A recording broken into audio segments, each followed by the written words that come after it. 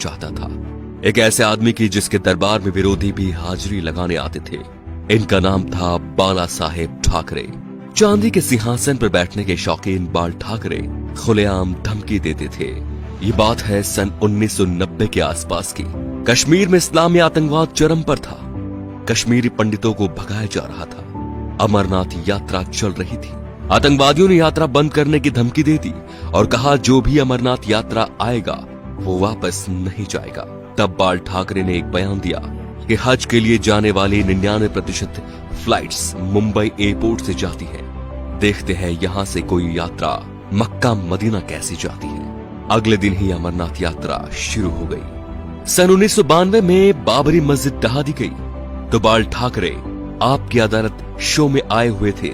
जब उनसे कहा गया कि सुना है ये काम शिव सैनिकों ने किया है, तो वे बोले यदि ये काम शिव सैनिकों ने किया है तो ये गर्व की बात है।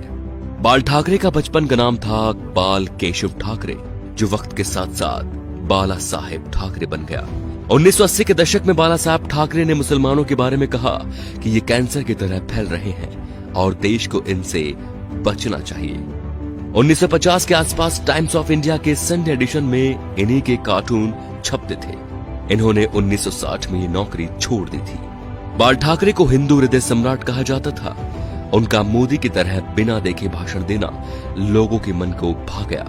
उन्हें सुनने के लिए लाखों की भीड़ एकजुट हो गई थी। बाल ठाकरे जब किसी का विरोध करते थे तो दुश्मनों की तरह, और जब तारीफ करते थे तो ऐसे कि जैसे उनसे बड़ा कोई मित्र नहीं। 19 जून 1966 को बाल ठाकरे ने शिवाजी पार्क में नारियल फोड़कर अपने दोस्तों के साथ पार्टी बनाई, शिवसेना, जो आज भी चल रही है। बाल ठाकरे की एक खास बात थी कि वो कभी किसी से मिलने नहीं गए।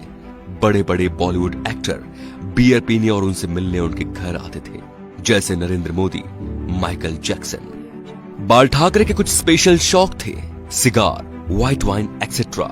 ज्यादातर लोग फोटो या इंटरव्यू में उनके हाथ में पाइप या सिगार होती थी।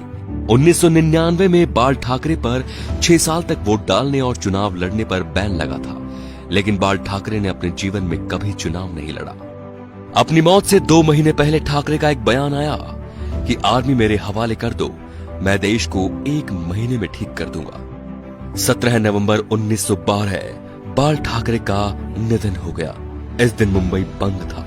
अंतिम यात्रा में 5 लाख लोग शामिल हुए।